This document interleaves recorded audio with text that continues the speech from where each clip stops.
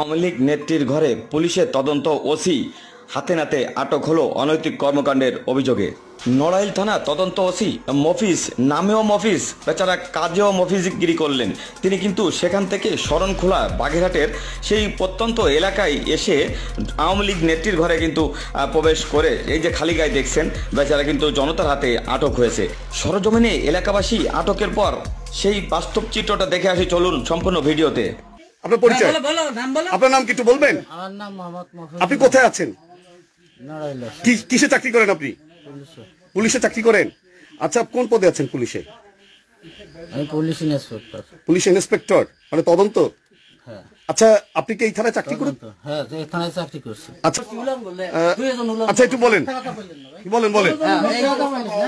বাংলাদেশের বাসা উত্তর রাজাপুরে ইব্রাহিমের স্ত্রী এই কনস্টেবলের সাথে দীর্ঘ বছর সম্পর্ক। গ্রামবাসী কেউ ভাই ভাই ভাই, আচ্ছা ভাই, আপনি পুলিশে মানে এখানে কেন আসলেন আসলে? ওনার সাথে কি সম্পর্ক? এই যে উনি আসলো কেন আপনার বাসাতে? উনি আপনার বাসাতে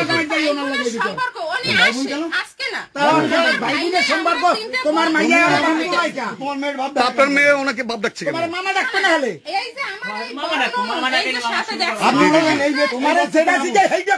ও বাপ ডাকে কেন? বাপ ডাকে শোনেন, তারে বাপ ডাকবে, মামারে বাপ ডাকবে না, তারে বাপ ডাকে। কেন? তার নাতি আছে, এই বড় বোনের ননদ। এই বাপ ডাকে। আচ্ছা, আমি কথা শুনেন। আচ্ছা, আপনি এদিকে শোনেন, আপনি এদিকে শোনেন। আমি তো একা নাই, আমি আমার স্বামী বাড়ি নেই। আচ্ছা, এই যে আপনার, আচ্ছা একটু শোনেন, আপনার বিরুদ্ধে যে অভিযোগ, এই যে ওনাকে এই ঘরেই পাওয়া গেছে, উনি চাকরি করে পুলিশে নড়াইলে, উনি ইন্সপেক্টর পরিচয় দিয়েছে, তা আপনার বাসায় কেন আসলো? আসলে অত দূর থেকে এই 5 বছর ধরে আসে, আজকে নতুন না, কিন্তু আপনার সাথে তার ভাই বোনের সম্পর্ক। আমার স্বামী আছে, তার কাছে জিজ্ঞেস করেন, সে থাকতো আসে, এখনো আছে। আপনার হাজবেন্ড কোথায়? আপনার হাজবেন্ড কোথায়? বাইরে থেকে। আচ্ছা, আপনি যেহেতু এইখানে এসেছেন ভাই, আপনি যেহেতু ইন্সপেক্টর, আপনি তাহলে শরণখোলা থানাকে অবগত করেছেন কিনা? শরণখোলা থানায় অবগত করেছেন কিনা আসলে ভাই? শরণখোলা থানায় অবগত করেছেন কিনা, বা আপনার যিনি এসপি মহোদয় আছেন তাকে জানিয়েছেন কিনা আপনি যে অন্য থানায় যাচ্ছেন? আপনি আমি তো ছুটিতে আসছি, ব্যাংকের কাজে আসছি, সেখান থেকে এই যে আমার মেয়ে বিয়ে হয়েছে, ওনার তার সাথে যোগাযোগ হয়েছে। আপনার নাম কি? আপনার নাম কি? আমার নাম মফিজুর রহমান শেখ। মফিজুর রহমান শেখ। তাহলে আপনার এখানে আসলেন আসলে, যাই হোক, উনি কথা বলছেন, এই যে উনি আসে এখানে, এই বিষয়টি আপনি, উনি তো পুলিশের চাকরি করে, তাহলে আপনি ওনাকে মানে উনি একবারও কেন শরণখোলা থানাকে কেন অবগত করলেন না আসলে? এবং উনি তো এই এলাকারও কেউ না, তাহলে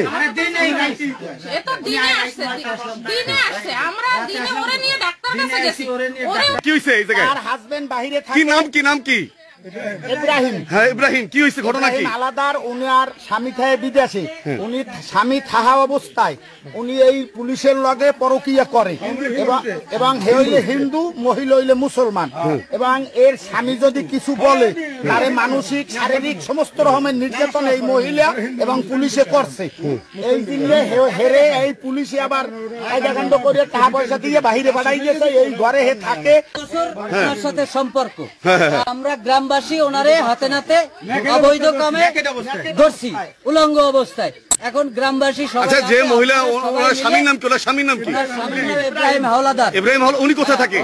উনি বাইরে থাকে। উনি বাইরে থাকে? উনি বাইরে থাকে। আর ওই মহিলার নাম হইছে পারভিন আক্তার, আওয়ামী লীগের ভালো প্রভাবশালী নেতা ছিল, সভানেত্রী আওয়ামী লীগের। আপনারা এসে এখানে কি দেখলেন বা কি জানলেন? তাদেরকে দেখছি, আমরা ধরছি উলঙ্গ অবস্থায়, একই অবস্থায় ধরছি তাদের। দুইজনকে একই অবস্থায় ধরেছেন। ইতিমধ্যে দেখতে পাচ্ছেন এই বাড়িতে কিন্তু গ্রামবাসীরা সবাই জড়ো হয়ে আছে, এবং ইতিমধ্যে আপনারা লক্ষ্য করেছেন এখানে আমরা যদি একটু ভিতরটা দেখাই, এবং ভিতরে কিন্তু তাদেরকে হাতে নাতে ধরেছে বলে তারা জানিয়েছেন। আমরা ভিতরটা একটু দেখানোর চেষ্টা করছি। প্রবাদে রয়েছে, বারে বারে গবু তুমি খেয়ে যাও ধান, ধরা পড়ে গেছো তুমি এবার ওরে শোনার চান। আসলে বেচারা মফিজ, পুলিশ অফিসার, তদন্ত ইন্সপেক্টর, তিনি এই শরণখোলা থাকা অবস্থায় এই প্রেমটা গড়ে উঠেছিল। আসলে প্রেমের মরা কখন জলে ডোবে না। সে এখান থেকে বদলে নড়াইল গেলেও সেখানে থেকে তার মনের টানে, প্রেমের টানে কিন্তু সে আবার ছুটে আসে এই শরণখোলাতে, এবং এসে এলাকার প্রস্টিটিউট খ্যাত এই মহিলার কিন্তু ঘরে যখন সে একটা অপ্রীতিকর অবস্থায় ছিলেন এবং গায়ে তো আর বস্ত্র ছিল না, জনতা বলছে, সেমন অবস্থায় কিন্তু স্থানীয় জনতা তাকে ধরে ফেলে। আসলে শয়তানে যখন লালে চড়ে তখনই একজন ব্যক্তি এ ধরনের কর্মকাণ্ডে লিপ্ত হয়। দিন শেষে তার রেজাল্ট কিন্তু যে দাঁড়ায়, জনতার হাতে উত্তম মাধ্যমের কারণে কান দেখছেন, একটি কানে কিন্তু তার সমস্যা হয়ে গেছে, তিনি বারবারই কান ঘষা মাজা করছেন। আসলে পুলিশের একজন ঊর্ধ্বতন কর্মকর্তা তিনি যদি এ ধরনের কর্মকাণ্ডে লিপ্ত হয় তাহলে আমাদের ভবিষ্যৎ প্রজন্ম কি শিক্ষা নেবে এদের কাছ থেকে? তাই এলাকাবাসীর একটি দাবি, পুলিশ কর্মকর্তা এবং চরিত্রহীন এই নারীকে আইনের আওতায় আনা হোক। তাহলে একদিকে যেমন দোষীরা পাবে তাদের প্রকৃত সাজা, অন্যদিকে আমাদের সমাজ হবে কলঙ্কমুক্ত, এমনটাই প্রত্যাশা সকলের। শেখ শিহাবুদ্দিন রুবেল, বাগেরহাট।